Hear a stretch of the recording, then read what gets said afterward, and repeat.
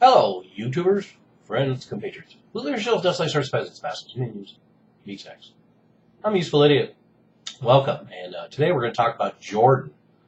Because now ISIS is taking control of a border post between Iraq and Jordan, so now the speculation is Jordan the next target for ISIS? And we do understand that Jordan is part of this region, this caliphate that the ISIS group, or ISIL, depending on which country they're in. This is the idea is to demolish these old colonial borders. And as most of my regulars know, I've discussed these colonial borders ad nauseum in almost all my videos about all these hotspot regions. These colonial borders are one of the symptoms and causes of the unrest that we see today.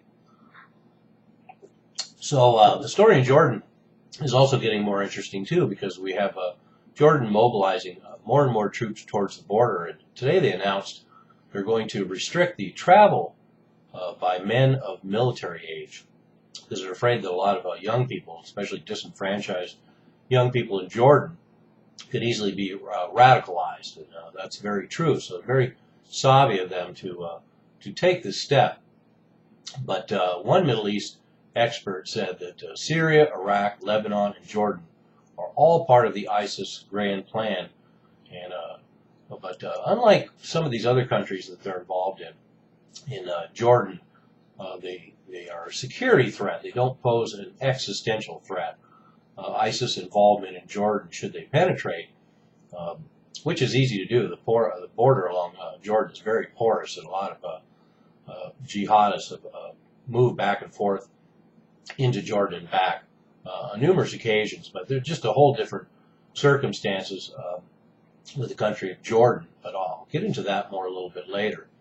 But they also have a complication in Jordan, because they have these gigantic refugee camps. The population of Jordan is only 6 million, but they have 700,000 refugees from Iraq. They have 500,000 refugees from Syria. They still have 2 million Palestinian refugees and over 500,000 migrant workers. So even though the population itself of Jordan is small, they have a large refugee problem.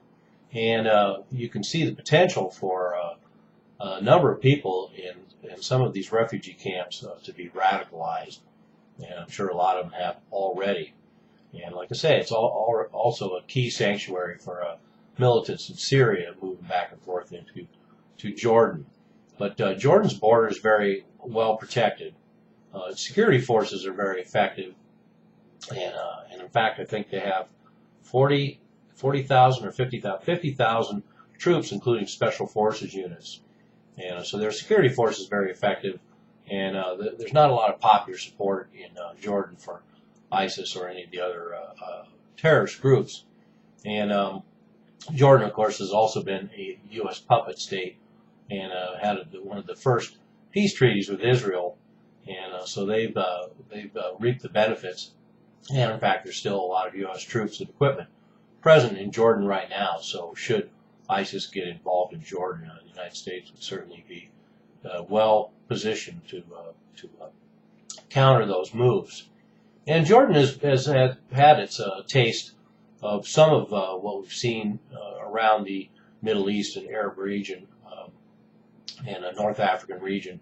In 2005, there was an al-Qaeda suicide bombing in Jordan, and that made quite an impression on them. I like to say, even though they're in the midst of all this chaos and surrounded by countries that are completely destabilized, they managed to protect themselves quite well.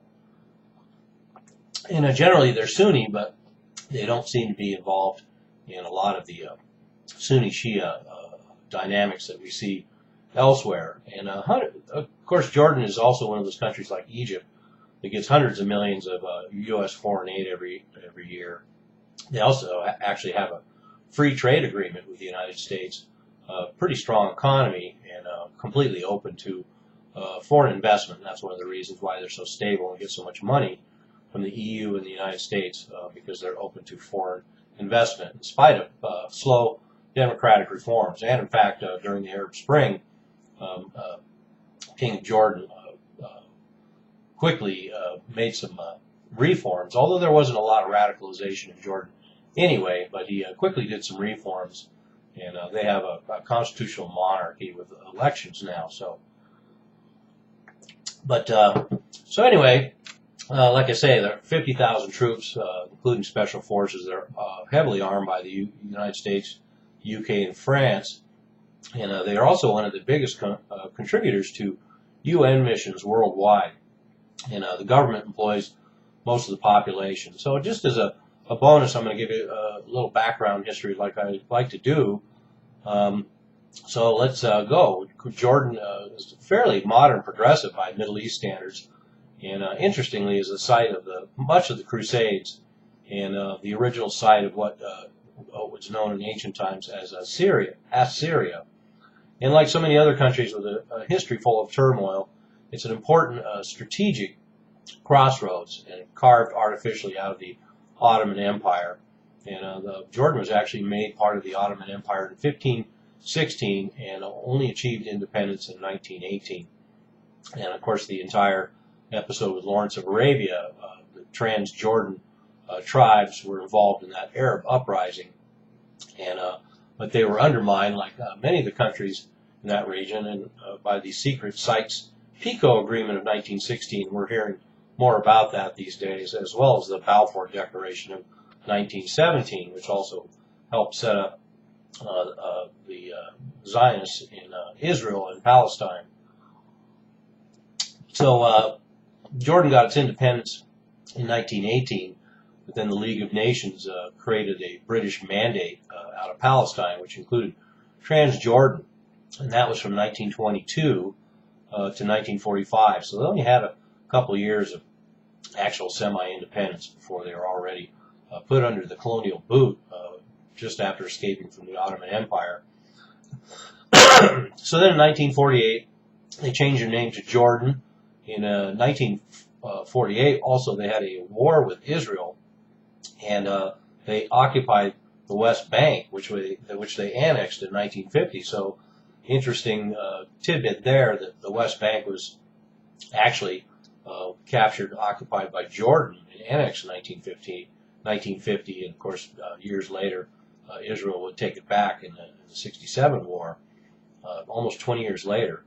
So in 1951, King Abdullah, the original president of the new Jordan, was assassinated, and by 1967 Jordan joined with Egypt, Syria, and Iraq in the Six-Day War with Israel, and that's when Israel recaptured the West Bank and still has it to this day. And then in 1970, Jordan battled with Palestinian militants and paramilitary groups, and that's one of those interesting things too. The history of Jordan and what's known as Trans-Jordan in the Palestinian area is all very intermixed, and the borders being pretty nebulous for many years. So their histories are very tied together, and so it's very problematic, because now we had Jordan actually finding the inconvenience of having these Palestinian militants and paramilitaries in their country. I mean, a lot of countries are finding out that having these militias and having al-Qaeda elements and radicalized Islamists, whether Sunnis or Shias, in all these countries becomes problematic when you're trying to run a stable country. But in 1970, Jordan battled with these Palestinian militants, and it was known as Black September, because they were expelled for the most part. And we still, like I say, we still have millions of Palestinian refugees living in Jordan, but the militancy has been expelled. And an interesting footnote to that battle as well is that Syria briefly intervened on the Palestinian side, but the Israeli Air Force actually did a mock attack upon them, and they retreated. So an interesting little episode there, Syria actually briefly getting involved to protect Palestinians inside Jordan. And another thing that's interesting when I see tidbits like this and points of interest, it shows once again how complex all the relationships between all these countries are and their alliances. You know, it's hard for us to imagine at this point Syria moving into Jordan to protect Palestinians, and, or the position we find ourselves in now, of course, with Syria and Iran helping the United States and Iraq against so-called terrorists. So back to the story, in 1971, Palestinian militants were completely expelled from Jordan with the help of Iraqi forces. So there's another good example of this complexity. Iraqi forces entered Jordan and finished the job of expelling them. And in 1973, Jordan gives up oversight over Palestine to the Palestinian Liberation Organization. And that's another thing that might surprise some people, that the actual foundation of the Palestinian state is actually a fairly new development.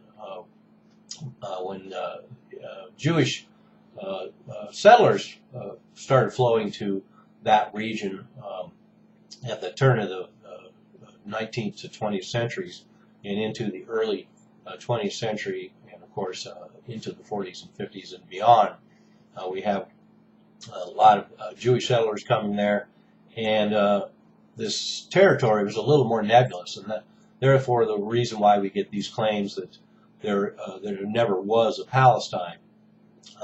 I think that's a moot point in my opinion, because we had an entire area that was populated by Palestinians with villages, hundreds and hundreds, if not thousands of villages populated by Palestinians who had lived there for hundreds, if not thousands of years, unlike some newcomers.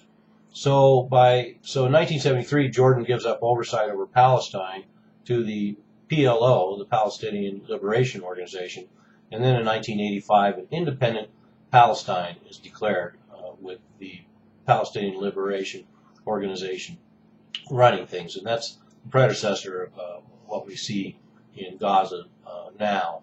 And in 1991, peace negotiations with Israel, and that's when Jordan made peace with Israel and has been ever since. And in 1994, they completed the treaty. And I think it's a lot of the moderate effects and the moderate nature and relatively progressive nature of Jordan is due to the fact that the King of Jordan is married to an American woman. I believe she's American. She might be English. But I'm sure that's had a moderating effect in that country. And then interestingly enough, in 2002, an American diplomat, Lawrence Foley, was assassinated in Jordan by al-Qaeda terrorists. So we do have some precedents to diplomats being killed overseas and lack of security. So there's a little brief look at the history of Jordan. But back to ISIS. So are ISIS going to attack? Well, we already discussed what their hurdles are. Jordan has no popular support for ISIS to speak of. There's potential for radicalization of a lot of the refugees and young people there, however, and it won't be hard for ISIS to penetrate should they want to do so, but they have bigger fish to fry, so I would suspect they're not going to move into Jordan anytime soon. And also the fact that Jordan has a very effective security force, unlike the Iraqi army that the ISIS is facing. So there's a number of factors that will keep ISIS out of Jordan for the time being, but this could spread, could expand, and Jordan could be a target for ISIS anytime soon, all things considered, because of course the strength of ISIS is growing as their reputation spreads, and they certainly have enough equipment now to go around, thanks to the United States. So things could get more complicated. I'm a useful idiot. Don't you be one too.